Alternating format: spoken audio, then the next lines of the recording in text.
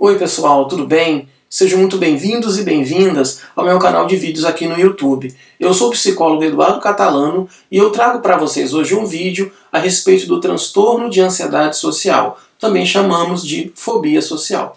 Então, o transtorno de ansiedade social é um transtorno de ansiedade que é caracterizado por uma intensa ansiedade que a pessoa sente ao se deparar ou se encontrar em situações sociais, eventos sociais. Também ela pode desencadear esses sintomas de ansiedade quando se sente sendo observada ou avaliada pelos outros. Acontece que muitas pessoas tímidas e inibidas têm realmente um sofrimento muito intenso quando associados a esse transtorno de ansiedade, mas muitas vezes esse transtorno ele é minimizado, ele não é muito bem compreendido.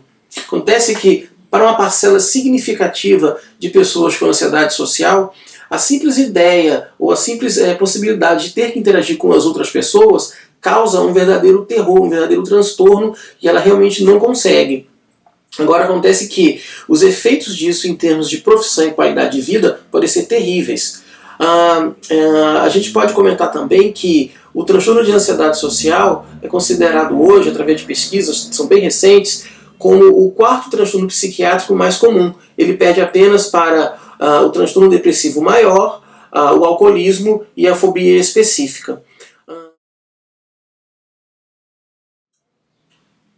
O transtorno de ansiedade social pode gerar realmente muita incapacidade. E as próprias pessoas que sofrem desse transtorno, elas relatam que sofrem muitos prejuízos nos seus níveis profissionais, acadêmicos e profissionais devido a esses medos que elas têm.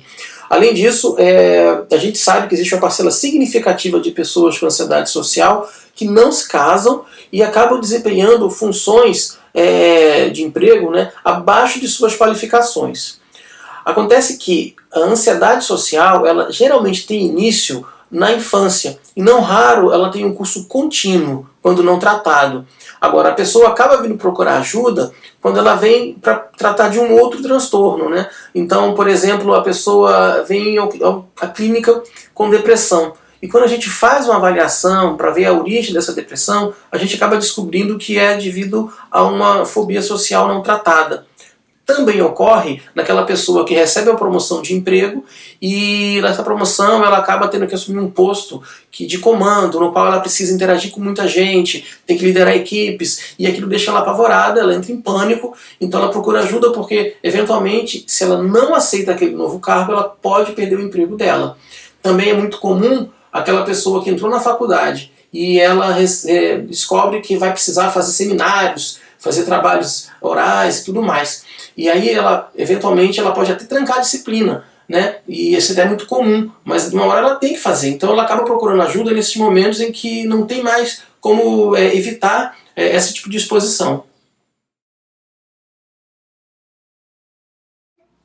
Então, pessoal, resolvi colocar aqui os critérios de diagnóstico do transtorno de ansiedade social, que é para que a gente possa entender melhor a respeito desse transtorno de ansiedade. Obviamente que a intenção aqui é meramente informativa.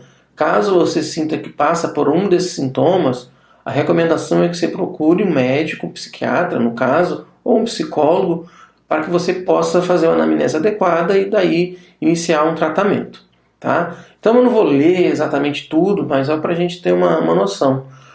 Então no critério A, ele vai falar aqui medo ou ansiedade acentuados acerca de uma ou mais situações sociais que o indivíduo é exposto a possível avaliação por outras pessoas.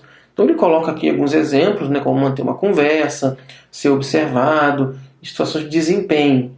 Isso aqui é um critério muito importante para se fazer um diagnóstico de ansiedade social. E ele comenta aqui, tem uma nota também, falando assim, crianças, a ansiedade deve ocorrer em contexto que envolva seus pares, não apenas em interação com adultos. É porque nesse caso ela pode ter ansiedade social com crianças da mesma idade, por exemplo, e às vezes a criança tem ansiedade até com um tio, pode acontecer também. No critério B, o indivíduo teme agir de forma a demonstrar sintomas de ansiedade que são avaliados negativamente.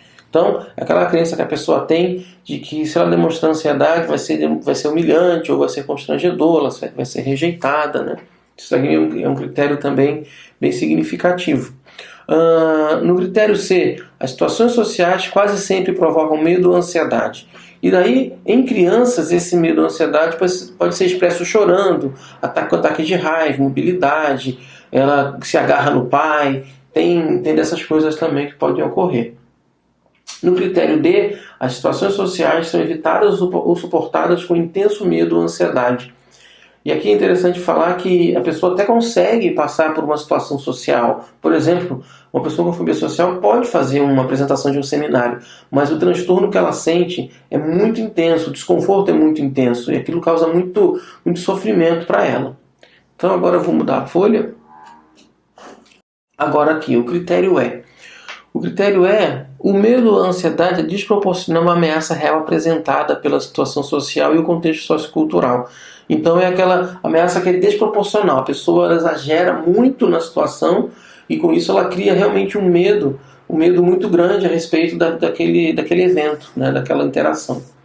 O critério F: o medo, a ansiedade e a esquiva é persistente e geralmente durando mais de 6 meses. Esse é um critério importante, porque para ser diagnosticada aí com uma fobia social, tem que ter esse curso, né? esse tempo para se poder fazer esse diagnóstico. Então, 6 meses é o tempo estabelecido, né, como critério diagnóstico.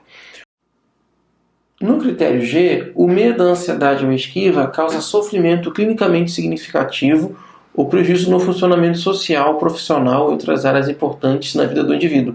Esse também é um critério muito importante e que a gente identifica bastante nas pessoas que têm a fobia social. Critério H: o medo, a ansiedade ou a esquiva é consequência dos efeitos fisiológicos de uma substância ou outra condição médica. Então, como substância, pode ser uma droga de abuso ou um medicamento. Então, tem que ver se não existe aí essa condição de se fazer esse diagnóstico, né? Então, na hora de se fazer essa anamnese, é importante estar essa condição aí explicitada. Porque uma substância pode levar a pessoa a desenvolver alguns sintomas de ansiedade, dependendo do contexto dela, da fisiologia dela também. No critério I, o medo e a ansiedade ou a esquiva não é mais bem explicado pelos sintomas de transtorno mental, como o transtorno de pânico, dismórfico ou espectro autista.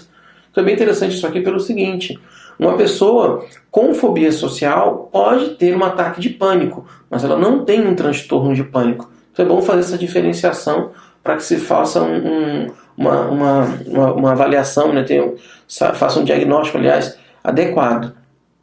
Por último, o critério J: se outra condição médica, ele fala Parkinson, obesidade, desfiguração por queimaduras ou ferimento estiver presente, o medo, a ansiedade ou esquiva é claramente não relacionado ao excessivo. Então também isso pode estar ocorrendo, né? Essa condição tem que ser observada pelo clínico para que se faça essa avaliação. Então, gente, esses foram os critérios diagnósticos. Espero que aí tenha ajudado a clarear um pouco. Agora a gente volta para o vídeo, ok?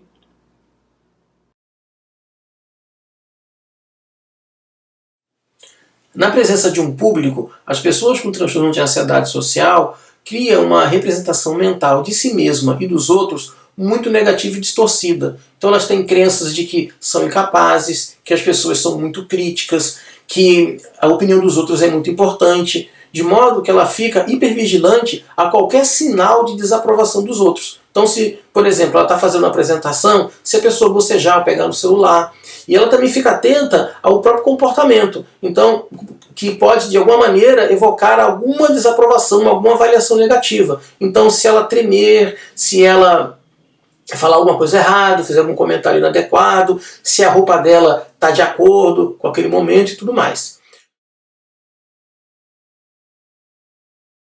As pessoas com transtorno de ansiedade social compõem um grupo bem heterogêneo. Então existe um subtipo que é chamado generalizado, porque nesse caso essas pessoas têm dificuldades de interação social na maioria, quase todos os eventos sociais. E existe também um subtipo chamado não generalizado, no qual a pessoa tem dificuldades em um ou outro evento social. Então, por exemplo, ela pode ter dificuldade em falar em público ou comer na frente dos outros. Mas fora isso, ela interage bem, sendo avaliada, sendo observada pelos outros. Então, gente, o que eu posso falar mais ainda aqui é o seguinte: se você passa por isso, ou conhece alguém que passa por esse processo, por essa dificuldade, considere buscar ajuda. Hoje em dia existem muitos tratamentos que são bem eficazes para ajudar nesses transtornos. Nesse sentido, a abordagem pela linha cognitivo-comportamental é considerada a mais eficaz com os melhores resultados. Então, para quem não sabe, eu sou psicólogo clínico que atua na abordagem cognitivo-comportamental e eu também faço atendimentos online. Então, se você tiver interesse em saber como são meus atendimentos, entre em contato comigo que eu te explico como a gente pode estar marcando, tá bom? Eu vou deixar, inclusive, meus dados de contato aqui na descrição do vídeo. Então era isso que eu queria falar para vocês. Espero que o vídeo tenha sido útil, tenha sido elucidativo, que possa ter te ajudado de alguma forma. Se você puder, dá um like para ajudar no vídeo, na divulgação, compartilhe. Talvez esse vídeo chegando a mais pessoas possa contribuir para tirar essas dúvidas e ajudá-las a buscar ajuda também, tá bom? Então era isso, muito obrigado e até um próximo vídeo. Um grande abraço.